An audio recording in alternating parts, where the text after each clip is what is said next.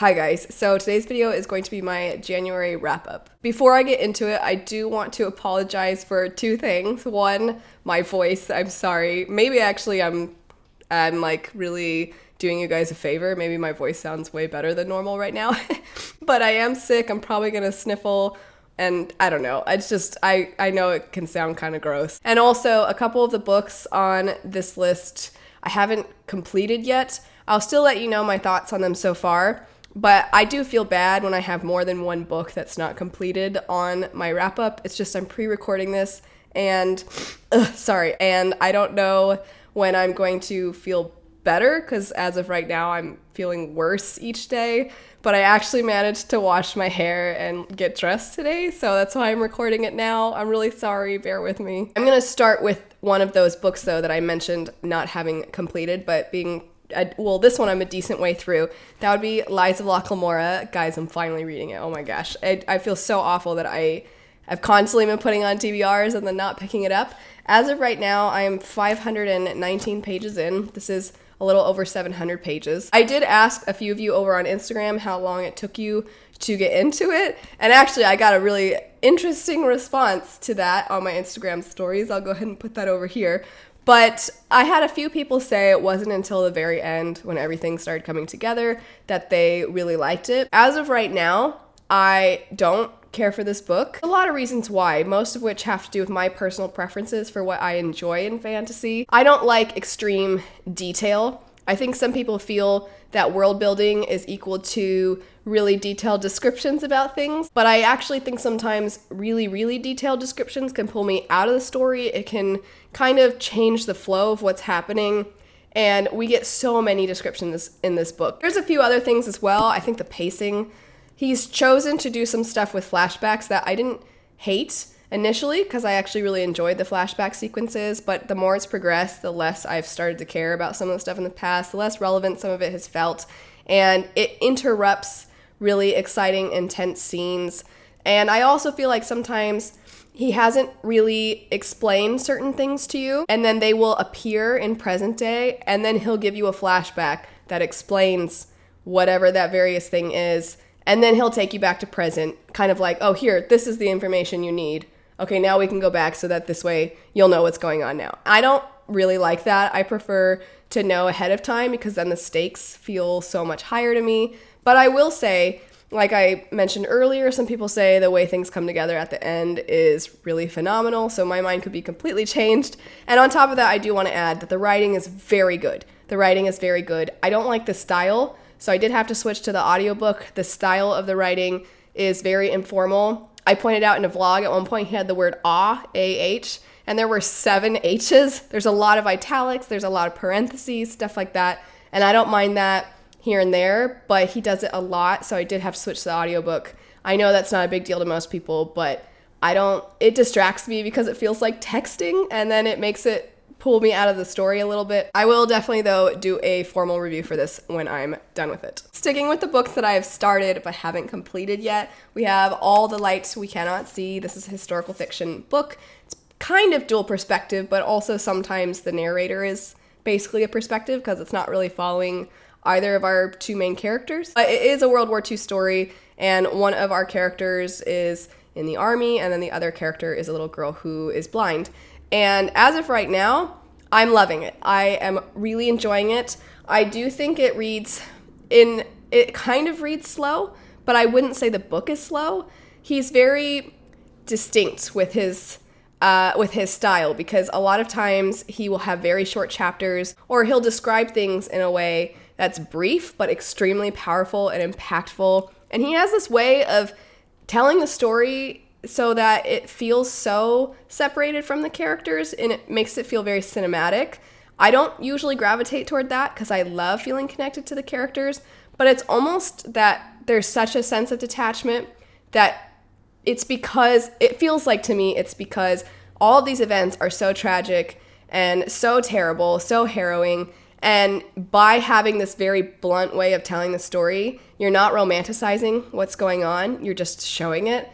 And I really like that. That is the buddy read book for this month, meaning my husband and I are both reading it. He's done with it, poor guy. We have decided not to talk about the buddy read books till we're both completed with it. You guys can see his thoughts though in my vlogs. I'll have them linked down below so you can get his thoughts on things. I don't know what he thought of it. I'm pretty sure he liked it though, because he kept talking about how he wanted to adapt it. And I'm like, I don't think he'd want to adapt something you hated. He's not very good at not cluing me in on his thoughts. The next 2 books I read were a first and a second book in a series. It'd be A Curse so Dark and Lonely, and then A Heart So Fierce and Broken. I read A Curse so Dark and Lonely, and I ended up loving it, to the point where I actually found this one. Sophia from Sophia's Thoughts let me know that she saw this out early at one of her bookstores, and I was like, I'm gonna see if my bookstore has it out early because I really want to read it.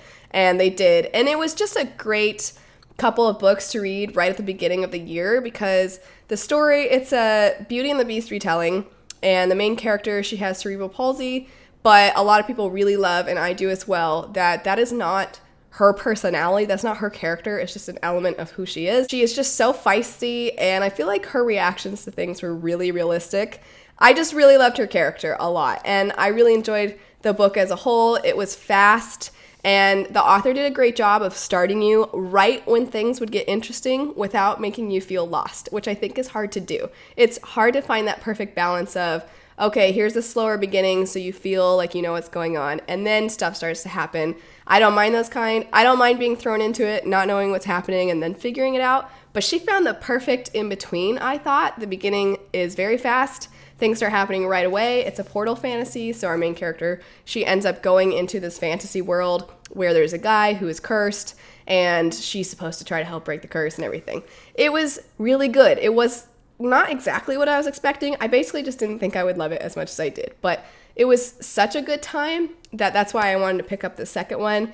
And I didn't love the second one the way I loved the first one, but by the end, the author did some stuff that I was like, okay, I liked that. I liked that a lot. But I will say throughout reading this, there's a lot of fears that I had about what this book would be at the end of the first one. And it was seeming like that's what this book was for a lot of the book. And then by the end, I really enjoyed it. The next book is one of the books I own that my dog Luna totally destroyed. This is the spine. This is the front of the book, the actual regular part. But this is the Queens of Ennis, Lear, and I'm not very far into it, so I don't feel like I can say too much about it right now, and I won't.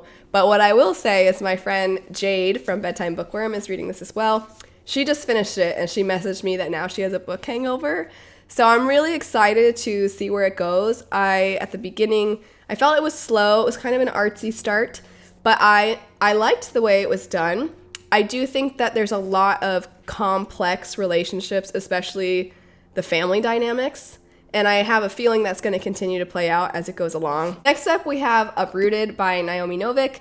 This is a very folklore-heavy book that is about a girl who lives in this area very near to this super creepy, haunted forest. I really enjoyed that part of the story, but I didn't really like this book very much. I know a lot of people talk about it having a problematic romance, and I definitely wasn't rooting for the romance, but I also didn't think, it didn't bother me solely because the main character, Agnieszka, she just thinks that certain behavior is the kind of behavior that exists in their world, and it seems like from everything else that transpires in the story that kind of behavior is typical, especially of people with a higher status than her, and she is this kind of village girl, kind of poor, and so she just endures it.